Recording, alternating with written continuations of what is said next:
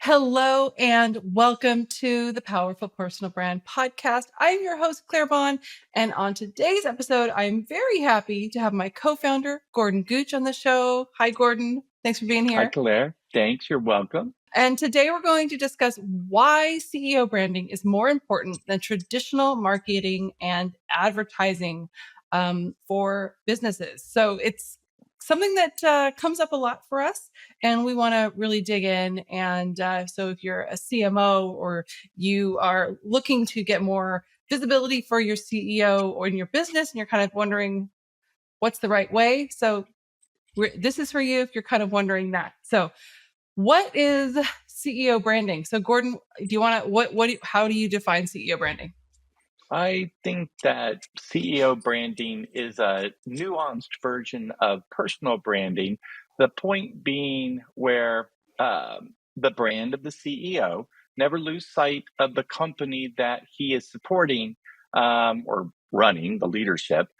But at the same time, his whole goal is to come across to the audience, rightfully so, as someone that is helping, is there to answer questions, is not there to sell them. If anything, it's a soft sell. So a lot of times what I see for companies, and this kind of goes back to the core, right?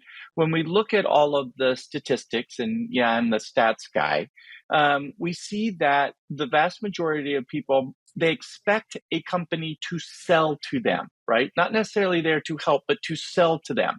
But when they see the CEO and he's out there on social media and thought leadership and whatnot, and he genuinely is there to answer questions, to help people, the target audience, the same target audience that's for the, that the company has, then what happens is his brand elevates the company. There's a halo effect. So if he doesn't come across as selling, he comes across as helping. And we know that the company is there to sell. What happens is the consumer, or actually the consumer, sits there and goes, well, I know, like, and trust CEO X.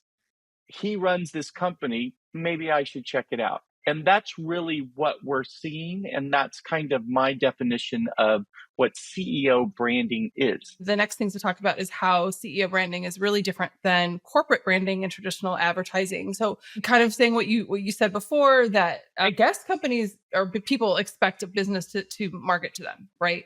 Yeah.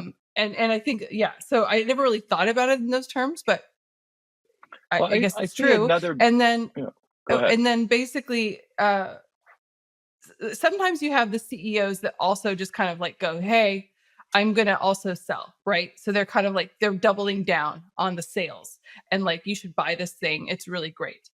I kind of, another way to look at it is like the CEO brand. So when someone is going out for funding for their company, the CEO needs to eat, sleep, breathe, whatever it is. They need, not like saying the company is great, but they need to be behind what the company stands for. So as for instance, we, work with a company that was doing specific things to help climate change. So he needs to talk about climate change and why it's important and why is important to thus, found this company and all these sort of things. And he can gently talk about maybe what the business does and how it's improving things and making it very accessible for people to help climate change and kind of reverse it, things like that. So it's showing the passion behind the business. It's showing Right. the human side and why a lot of the CEOs, I mean, I guess you could be the CEO of a company and not give a bleep about the company. So hopefully that's not the case. If that's the Probably case, won't. then You probably they need won't to be fake there it. very long. Yeah, Yeah, you they probably should won't be fake there it. very long. But let's just say, someone who founded a company or that the CEO of a company and they really love it and they really love, I think I'm quite passionate about what we do. And that's what kind of gets somebody behind the, like, wow, it sounds really cool. I like what the CEO is saying. It sounds like it's got some human touches to it. It's not just this like kind of faceless entity that doesn't really care about me. It's the CEO seems like he genuinely cares. So that's the Right. difference. Just the brand itself, it doesn't care, it doesn't feel, it's not authentic, but a person is. I think the other thing too that people don't think about for CEO branding is it's now giving you another lever to pull. So they can work off of each other. I'm not saying that the CEO never talks about what's going on at the company. It's not like he forgets where he works. But what happens is the intent of the messaging is completely different. One, sell, talk about how great the company is, what accomplishment it is, why you'd want to buy my product or service over somebody else's. And the CEO is there talking about the ultimate challenge of the consumer or the target audience. You know, Mhm. what are their pain points? Why did I develop this company, or why am I running this company? What do we believe in? How am I going to try to help you? And I may not always be the ultimate solution. You know, like they talk about Macy's in the 50s, the way that they made their name for themselves is if they didn't have a product that they thought was going to suit you, they would tell you to go to Gimbals or someplace else to get it. So this whole concept that you're there to help and the company is there to sell is a very important one. But that doesn't mean that they can't leverage each other up. So rather than just like you talked about traditional advertising and branding for a company, okay, that's great. But I think the next level up is where the CEO or even the CXOs are part of the process. They're there Yeah. to help, but we never lose sight of the fact that they're working at this company. You trust them, you're more likely to trust the company. One thing I want to add is like, you see a lot of ads and every company is going to be like, I'm great, buy my stuff. You're like, okay, yeah, whatever. And so I feel like people are just kind of like, there's so many ads. I mean, when I open up my, feed on like Instagram and stuff, it's just like constantly bombarded by ads. And I'm just like, ugh. Um, and one of the things that is interesting, and we have had this happen when we're dealing with a corporate branding department that wants us to brand the CEO. A lot of times there's a resistance because they want you to go, basically they want the CEO to say the exact same thing as they say in their bland ads that are just like, this company is great. Buy it now. Here's the link. Like, what? Like, first of all, I think corporate branding should change because please say something that actually helps people. I think across the board, all marketing should actually, if you're a caption or a post, if it actually helps somebody, if it gives you some interesting information that is so much more valuable and will make people follow you than literally just buy my product, buy my product. That's all you see. And so sometimes we've had where we're like kind of fighting against that corporate stodgy team that kind of is like, no, the CEO needs to say, buy my product every single time. There needs to be giant, things like, yeah, they're so fixated where it's like you as a company can be, more pushy but we are trying to get people to trust and like the CEO in order Mhm. to say, oh, this is really interesting. Let me learn more. And that will lead to the sales. It's a hard thing because I think sometimes when people go, I have to go into CEO branding, they're a little desperate. And desperation and marketing don't mix. If you're Yeah, that's desperate interesting. Yeah. and you need you I okay, you know what? I have this amount of money. I'm going to spend it for 3 months. And if it doesn't work, you're just like, wow. Like advertising may be able to kind of move the lever in 3 months, right? But again, if someone looks you up, what are they going to find on your personal brand? Personal branding takes time because Yeah. you have to like win over. You always talk about this, win over those algorithms, Google, Facebook, Instagram, LinkedIn. Just anyone can go to ChatGPT, as we've seen, and come up with some, you know, crap about being an expert, but it's actually the one. So they want to make sure that you're actually deserving of that. So they kind of, sandbox it essentially. Yeah, So, I do think um, they get sandbags. But I was going to say that, you know, when you talk about the different corporate, departments that sometimes we run into, I think that they're still in the mode of aspirational selling. Don't you mm, want to buy this because it's going to fix it, make it better, we're the best, whatever it turns out to be. Whereas the CEOs need to be more consultative selling. They're not trying to drive the deal home right now. They are trying to build an audience that knows, likes, and trusts them so that as time goes on, you're more likely to trust the company and then come back and be a repeat buyer. And I think that's when you were talking about stodgy, that's what I was thinking in terms of the corporate branding, and not all corporates are like this, but I'm just Yeah. saying they get stuck in this idea is like you said, I gotta make an ad that's going to have a result. We're going to look at the metrics. It's got to sell within the next 30 days. If it doesn't, we're going to throw that campaign out. We're going to go for something else. Yeah. Yeah, it's a longer play, but it's a much more nuanced and probably over the long term Valuable. superior play. Yeah. Yeah. Yeah. Well, I mean, any brand, I mean, if you look, just like the, Nike, Pepsi, Coke, whatever, like they are synonymous. You have a gut feel, like it, hate it, whatever, right? You know, the color of the logo, you know what it looks like immediately. You can think of maybe influencers that are tied to that, thinking of like Nike and Michael Jordan or whatever. So it's like, yeah, like that takes time. And it takes, oh, this didn't work exactly, let's try this. So branding really, it does take time. And I always talk about kind of the snake, the viper, whatever you want to call it, the rattlesnake that comes out. And like I feel from a standpoint of people that have this desperation, like I need it to work right now, they strike too soon. Mhm. And all of a sudden the people are like, wow, whoa, I'm glad I didn't get caught in that, never mind. Yeah, So that's it's the worst CEO brand is the one that starts off being, yeah, I'm here to help. What questions can I answer? These are typical problems that I mhm. see. And then a week later, they've got, they're following this start and they're like, but by the way, I've got this amazing Yeah. product and you need to come here and buy it right now. Click the link below and go buy. And people are like, that's the end of, Yeah. that's not the end It's of your brand, but you certainly got a shot in the face. So yeah. that's not very good. It smacks of desperation, and no one wants the desperation because you're just like, why are you desperate? Mhm. You're not like it's just you know what I mean? Well, You don't want to be like desperation.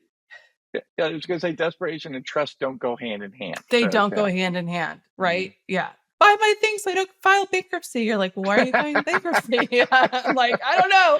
I have so many questions right now. My Ferrari payment is due tomorrow. Yeah. So yeah, like I agree. And so like that's like the next thing, yeah, we talked about is like authenticity and really just building that brand and the trust. And that does take time.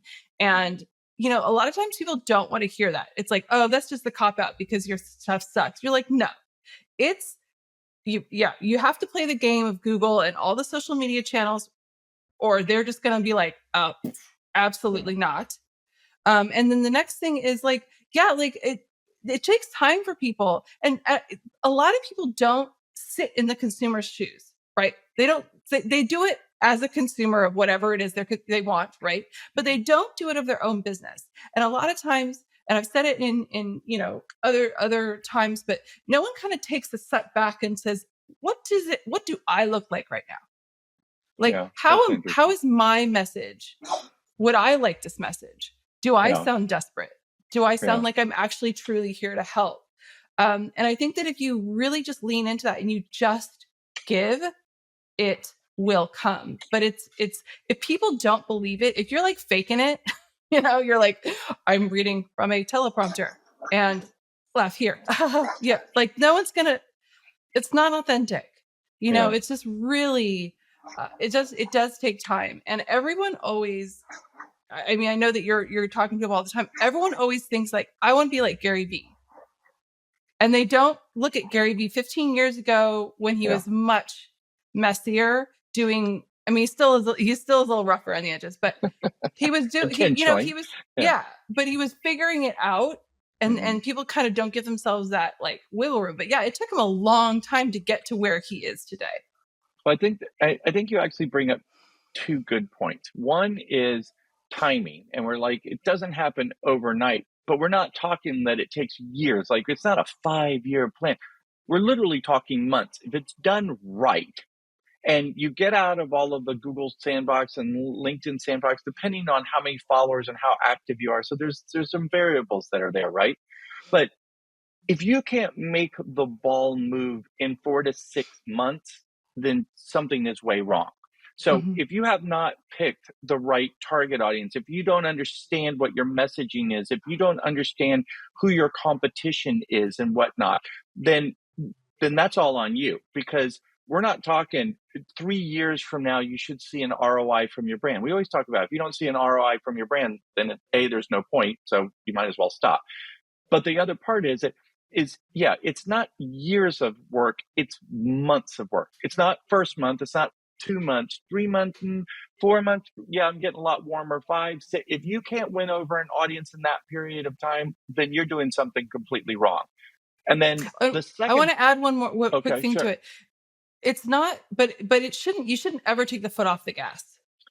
Yeah, that is Like, yeah, you can fade out. That's part of the because yeah, problem. so So, you're like ramp up, and then if you take the foot off the gas, it just you yeah, well, coast. So yeah, your it's something audience you need needs to to always see you. continue to do, because you lose relevance after time. Like Yeah. if you're like It, someone you didn't post for the last 2 years, you haven't posted a blog in 2 years, someone's going to find somebody else because you're not yeah, the go-to expert anymore. So I just wanted to add that. So it's yes, it takes that's time a to good start, point.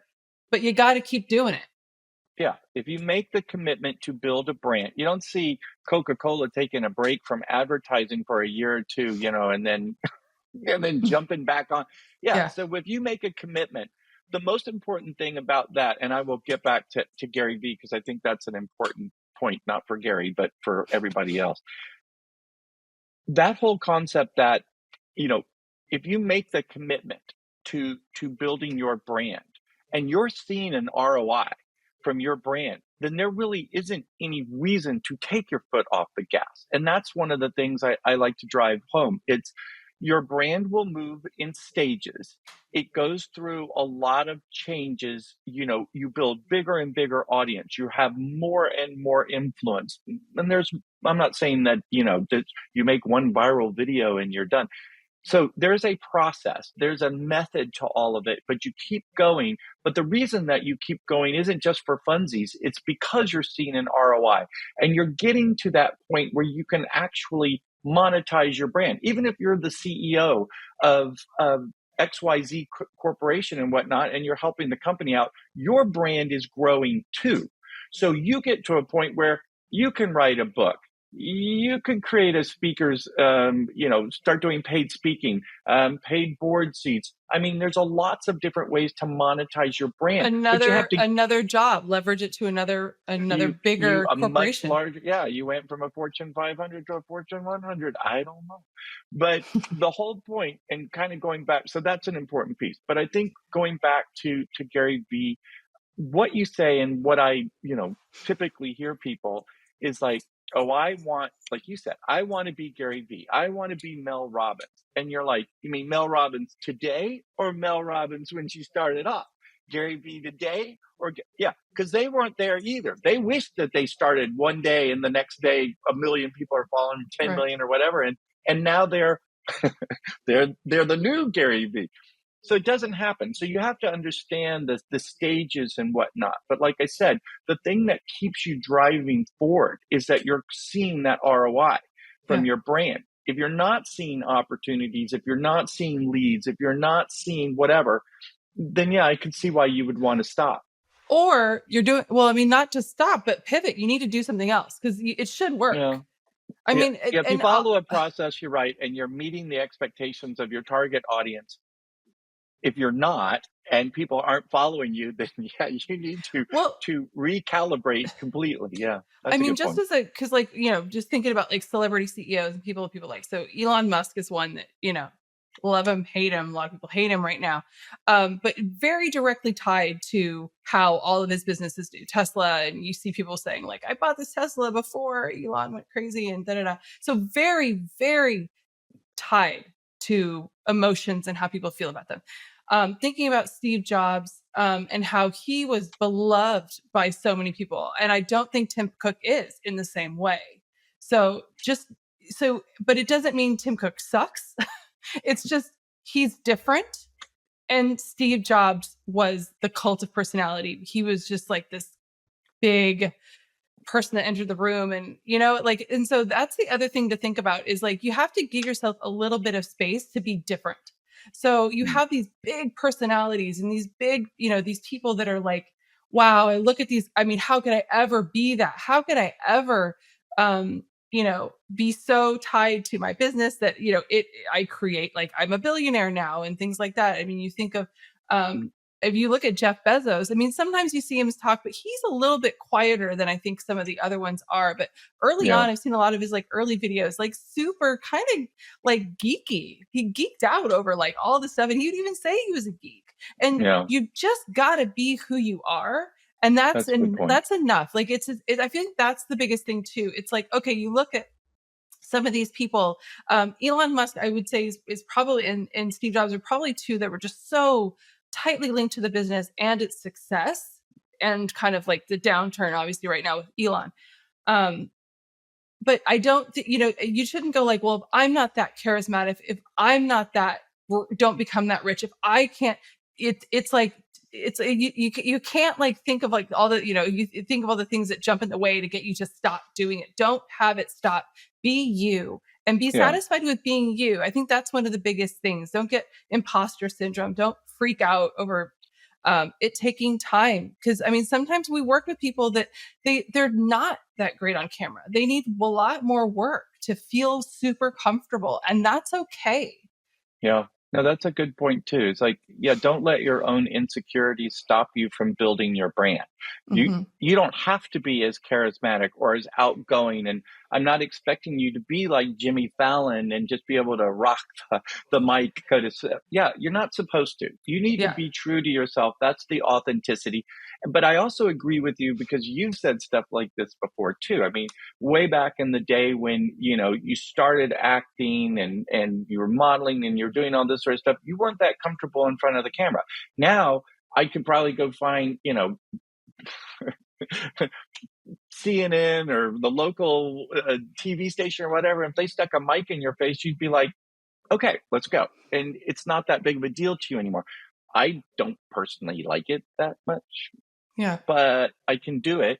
But yeah, so some of the Practice makes people, perfect. yeah, I and they mean, don't just, understand that. Like yeah. sometimes when they do their first set of, and they wonder why we do like Q&A videos and whatnot, not realizing that we're basically walking them up Yep. how to be on camera, how to do a podcast, because all podcasts are video podcasts, Yep. right? And if you have a freak out, then that's not going to make for a very good podcast. But if you're used to Right. being on the camera and you get a little bit more comfortable with seeing yourself or hearing yourself or whatever it is, and then you get into a little bit more of a rhythm. So yeah, Mm-hmm. that's a good point. You don't want to Definitely. self-sabotage your own brand with your own Yeah. insecurities. Exactly. And yeah, so I think part of it is also, yeah, you have to be secure in yourself. So I know that I think you have some stats in front of you. I've got one. So 82% of consumers say that they are more likely to trust a company when its senior executives are active on social media. So people are actively looking for it. 44% of a company's market value is directly linked to the CEO's reputation. I mean, you've seen some CEOs, they're like, some scandal comes out and the company drops them like a hot potato. They're like, nope, get rid Yeah. of this. So it really does impact. So what are some stats that you like? What are some stats that I like? I like the ones that talk about 70% of consumers are more likely to buy from a company that has a CEO that's active on social media. They feel like they can Mhm. connect to them. What's some other fun ones? I have content shared by employees and executives receives 8 times more engagement than content shared through corporate accounts. Okay. It's probably because it's those stodgy corporate marketing people that are like, buy my stuff. It is great. Yeah. Yeah. So I a think the lot other of really ones, fun little stats, and we'll make sure to put some of those into the description so that you can see them as well. But a lot of really cool. I mean, there's so much that goes behind it, and honestly, you're probably listening to this and you know exactly what we're talking about because you would rather have a human to human connection than like you're not going to be like, oh, I love this brand so much, like this faceless thing. You like it probably because there's someone human behind it. mm, Whether it's an influencer that loves it or something like that, there's something behind it that kind of gives it more personality and authenticity, quite frankly. yeah. Um, so I mean, like, isn't that really why you see a lot of celebrities branch out? And it's not that they are the spokesmodels anymore and they're endorsing, Citizen Watch or whatever it turns out to mhm, be. They're literally the face of the company. So right. I'm thinking of Gwyneth Paltrow, right, has companies, and but you know, like, and trust her, and so that's more Mm-hmm. likely. What's She's Honest very Company? vocal on social media and things like that, talking about Yeah, the products and things like that. So it seems like she's like very involved in the process. So you're not yeah, just like, oh, here's the spokesmodel brought out, here's your teleprompter, read it. yeah. I love this company because they are great. Yeah, whatever it turns out to be. Yeah, you're Right. right. So I mean, Yeah. they're leveraging. Humanizes the whole brand. Yeah, no, that's a very good point. Yeah, I got to say, you stole a lot of my good stats. So I'm we're sorry. gonna have to talk about it I later. put him in front. I put him in front. Sorry about that. But so one of the biggest things, like, people are like, where do I get started? So, thought leadership, just sharing your thoughts. You know, and one big thing, social media is meant to be social. So standing on your soapbox and not engaging is bad form. One, two, do not, unless it's like a LinkedIn newsletter, no one cares about your long diatribe on whatever it is. Give me some little bit of like thoughtful digestion of a thought or something like that. Maybe it goes back to a blog or a video that you did that's a longer form or something like that, but don't like TLDR, man. No need for that long thing. No one, it's not going to win a Pulitzer Prize. And honestly, what, I don't even know if you know the stat, Gordon, but like, how many people actually see any social media post? It's less than 10%. Yeah, 6 to 10% will see Yeah. any of your social media posts, which is why it's so important to get in there, understand how the algorithms work, because your first ROI from your brand is reach, the Mm, number of people that will literally see your content. Because I guarantee right now, if you haven't been doing a lot, your reach is like 10 people. I mean, who yeah. cares, right? Yeah. Yeah. So, and then 6% of your followers, if you've got any. Yeah. So that's not, we're not talking big numbers. So you play the game that the algorithms have created, or the people behind them, however you want to look at it. And then that's what gives you the number of people. You need more reach in order to have more followers, which gives you more influence, which blah, blah, blah. But yeah, Hmm. you're absolutely right. Because I love the whole concept of TLDR too, because there's Yeah. a lot of people that want to write thought leadership, but they don't want to do a newsletter. They don't want a website with a blog. They don't want to syndicate their articles. So they solve the problem by putting 3,000 words into a social media post that people go through like a line or two, and then they look at the rest and they go, not doing it. Yeah, it's a Well, waste of everyone's time. they forget the key that I talk about all the time. Personal branding is not for you. It is not Yeah. for you. If you get your head out of it, get yourself out of the way. Yeah, like, because the thing that's so funny is the people that are like the ones that are like, oh, I have to write it a certain way, and oh, it needs to be this long, and oh, I need to go. We talk about this all the time. I want to talk to these 4 people only, kind of thing, and you're just like, they are so fixated on these things. And if they saw someone acting that way, if they saw someone writing these giant long posts, they would be probably so incredibly rude, be like, no one cares. But they, again, can't stand away and see how they are acting this way. So Mhm. a lot of like bad behavior sometimes with CEO branding, Social but media. Yeah. in social media, get out of your way, gain the audience, gain the reach. Like you said, it takes time. No, everyone doesn't know who you are. All the stuff. But the biggest takeaway I want to make sure that everyone knows is that it's not going away. This is not, it's not going to go away. You can't stick your head in the sand and be like, oh, hopefully it'll just go away, and tomorrow it'll be fine, and then it can go back to the way it used to be. No, it's not going away. And it'll evolve from now to be something maybe slightly different. So it's not going away. And it can only help. So get on that Yeah. CEO branding if you're the CEO or if you're the CMO. Um, do you any final thoughts, Gordon, that you wanna leave with? Yeah, here's a final thought. Okay. Resumes are dead.